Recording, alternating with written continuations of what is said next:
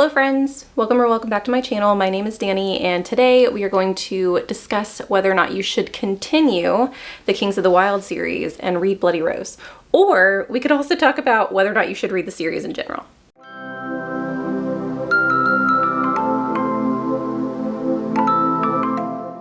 My goal at the end of this video is for you guys to know if you have read Kings of the Wyld, whether or not you should move on to Bloody Rose, and then also kind of give you guys some hints if you haven't read Kings of the Wyld on whether or not you would like to. I also did a more in-depth review of Kings of the Wyld if you guys would like to see that. I will link that up in the cards and down in the description down below if you guys are interested, but this will also just be an overview of what the books are about and comparisons between the differences that I've seen, and at the end I will tell you which of these books I liked better. Just for complete transparency, I did rate both of these books 5 stars, so I absolutely love the series and I think that you should continue because I have really enjoyed it, but I do know and have heard rumblings of people liking one more than the other. Specifically, a lot of people like Kings of the Wyld more than they like Bloody Rose. And so I want to give you guys some information, some details that I found in both, and some details that I found contrasting in each book so you can make your own choice on whether or not you think Bloody Rose is for you. I am going to be keeping this discussion spoiler-free, so you guys can listen to this even if you haven't read either of the books, but if you want to go into the books without knowing absolutely anything, you might want to click off here. To start with the general synopsis of the Kings of the Wyld, in this you follow a legendary band named Saga, and by band I don't mean music band, I mean mercenary band.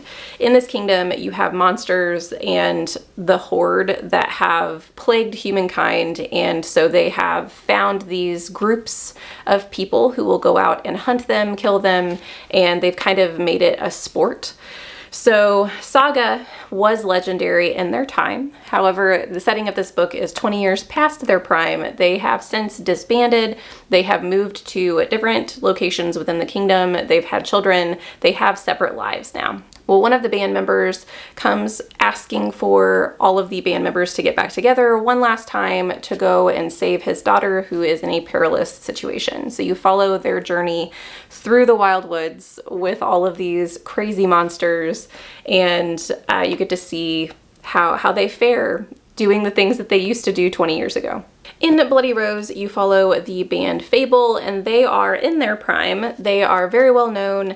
They're trying to make a name for themselves, and they have taken a contract with someone for a kind of a mysterious task, a task that not a lot of people know about or not a lot of people believe, and so you follow them through their journey. There's a lot more going on with this, but I don't want to give you too many details since it is the sequel. In my comparison of these, I have some kind of categorizations that I will compare them. The first will be the main character, the character's perspective who you're following. So in the first book, you are following Clay Cooper, who is a member of the band of Saga.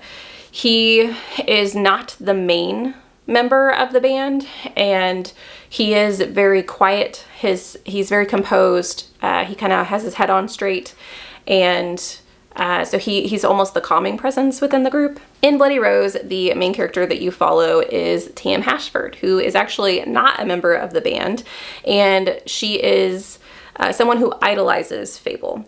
In the very, very beginning of this book, you find out that she has some skills as a bard, and she gets the opportunity to follow this band through some of their journey. So what I like about both of these perspectives is the fact that we're not following the main member of the band. And because of that, we get some insights, we get a little bit more truth behind the scenes than I think we would if we were following the main person, the main contributor of the chaos and the legendariness of both of these bands. I think it would be less of a reliable narrator if we were right in the middle of all of the chaos, and having this person on the outskirts, and less so with Clay Cooper because he is in the band, but I still feel like having a person who isn't the main attraction is a really interesting perspective to follow.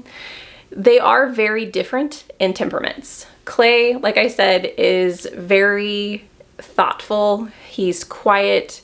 He loves his bandmates and has an emotional attachment to a lot of the men in the band. And he is the cool head of the group, at least in my opinion. Whereas Tam is a little bit of a mess. She also, though, even though she acts more rashly, because of her experiences, she does have a past with her family and bands, and so she's not going in completely blind, but she has a little bit of fire in her heart, something to prove, like a chip on her shoulder type of a thing, and sometimes it gets her into trouble. Clay gets into trouble in different ways because of the fact that he is older and him and his bandmates are setting out on a journey that they probably shouldn't be 20 years past their prime, but they're going to because they believe in their mission. And that actually leads me into the next category that I have, which is just the main cast of characters. Within Kings of the Wyld, you are following an older cast. And so I think that that brings with it its own set of conflicts that you don't see within Bloody Rose. And I think that might be the main reason why a lot of people don't agree with or don't like Bloody Rose as much, because in here, we get to see, I think, a perspective that a lot of stories don't often see, which is someone who is trying to do what they did when they were younger and having to struggle through finding different ways to accommodate their age, which is very relatable, and it just makes you feel for them in a way that I feel like you don't necessarily feel for the cast of characters in Bloody Rose.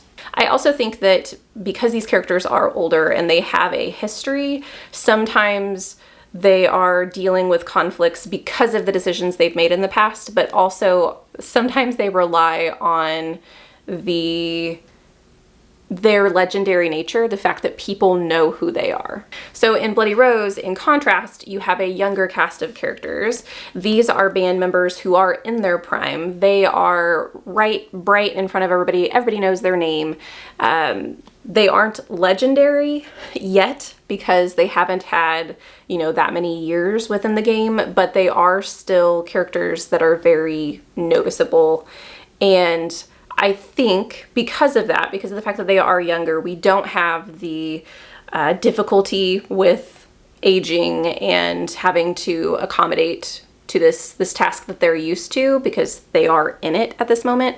However, what we see in this book is a whole bunch of characters who have some type of chip on their shoulder, some type of dream to become more and outlive the shadow of their parents or their past. So we get a lot of the backstories of the characters here and why they are in the situation, why they're in the band that they are now. I think I would argue that this book is more found family than Kings of the Wyld. I think they're almost in reverse. Here we have people who used to be family who have separated and they have to come back together. And so you get to see a lot of their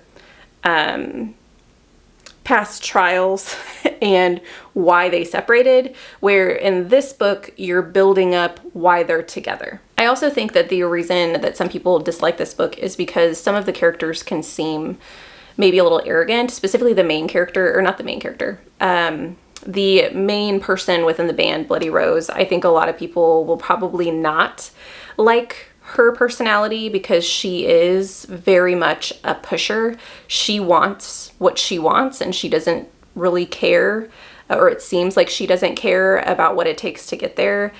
And I think a lot of people are going to see her as cold.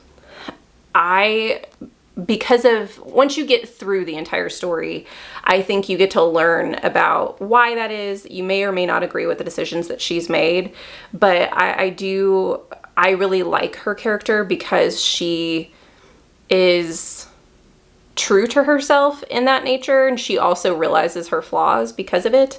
But I can see why people might take her the wrong way. The next category I have for you guys is emotion. So I think in comparison with these two books, I think Bloody Rose is more emotional than Kings of the Wyld, and I'm actually going to pair emotion with humor. I think Kings of the Wyld is more humorous. I think it's very difficult to do emotion with humor, and that's why this book to me was less emotional than this one. That's just a personal preference probably, because humor always is very subjective. But I think because Kings of the Wyld, you have a group of men specifically. They are older men. They're set in their ways. You do know throughout the book, you get these moments of brotherhood. You know that they care about each other, but it's not as on page. It's not as in your face as it is with a group of younger individuals who are literally finding each other because of traumatic experiences that they've had in their lives. And so I think that the bonds, the emotional bonds with the band in this book are more present on page than they are in Kings of the Wyld. Now, as far as the humor goes, like I said, I do think Kings of the Wyld is more humorous. You have a lot of guy humor in this, a lot of really silly things that they have going on because of the fact that they're older and in situations they shouldn't be. But you do still have some of the sparks and weird interactions that happen within this as well. The author's humor does come through in both books. I just think it's more apparent here because of the shenanigans that they get into because of their age. But you do see it in some of the crassness and the weird nature of being a band of people whose job is literally to kill things. I think that there's a lot of, it's morbid humor, but it is humor nonetheless. The last category I have for the comparison is world building.